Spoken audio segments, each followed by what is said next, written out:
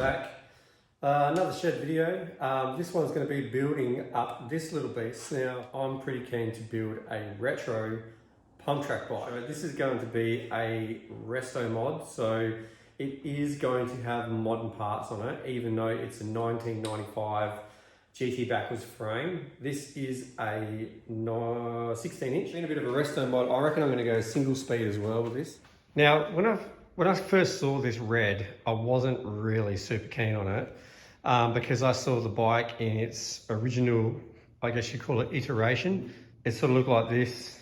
It had some pretty average sort of SLX group set, which is probably spec for the era.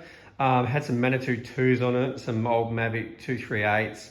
Had a lot of silver and red going on. Missing a seat, some flat bars on it, a really crazy long stem. I thought, well, black and red, if I threw some black bombers on it and some decent wheels, it would probably come up looking pretty cool. So that's the plan anyway.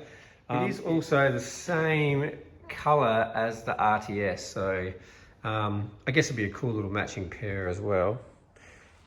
The RTS has got some red bombers on it, and if I could find a better pair of forks for this, I will probably put these bombers on the GT, but until now, it's getting these bombers. So these are Bomber Marzocchi, I think these are called MXs. These are like early 2000, 2001.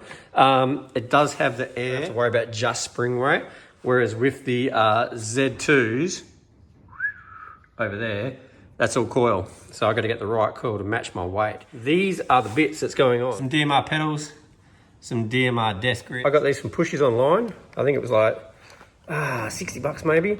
So you got this the single speed conversion with the spacers, and then you've also got a chain tension device. Lucky enough to pick up this off of a fella off the internet, and this is a cool Anno red. So I'll probably use this with the parts from that.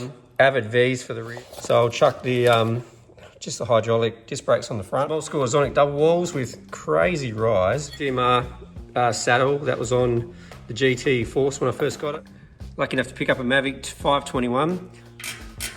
Ratchet hub, decent hubs on it as well. So yeah, so that's all the bits and pieces. I guess there's only one thing to do, and that's to build it. Should turn out cool, I reckon.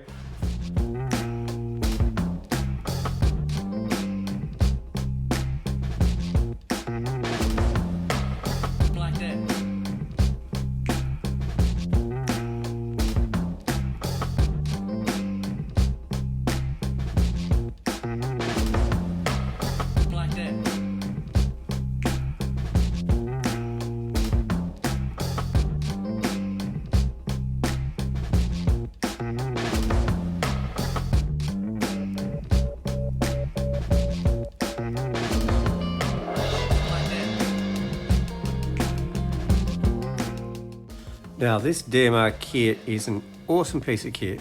So all you gotta do is you got this big spacer here, you slide that onto the hub body first, then you get the 18 tooth cog, and that goes on straight after obviously. And then you do get a few little sets of spacers that was perfect for either a 6, 7, 8, 9, 10, 11 or 12 speed, depending on what you've got. And it all just slides on beautifully, and look at that. What an awesome piece of kit.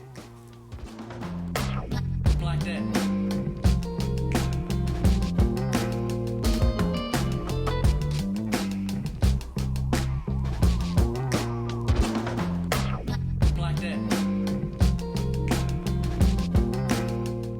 Chain tension device was super easy to install. It just has one hole that goes over the axle of the wheel, quick release axle goes through it, and then the actual adjuster goes where your derailleur would normally hang. So pretty easy. You can have it either under the chain or over the chain.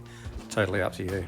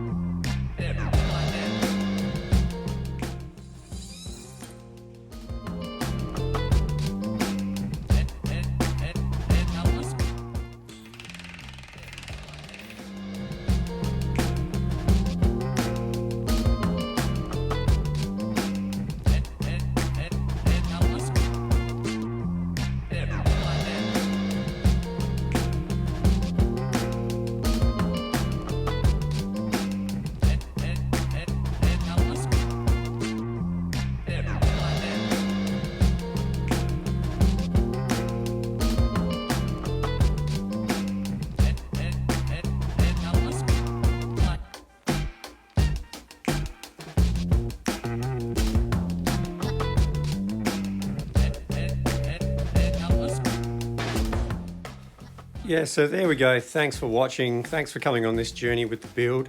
Really happy how this thing's turned out. It looks pretty primo and definitely looks a little bit better than what it did when it pretty much rolled out of the factory floor. Going to be taking this thing on some retro pump track days with the rest of the SA retro crew, so stay tuned for those videos.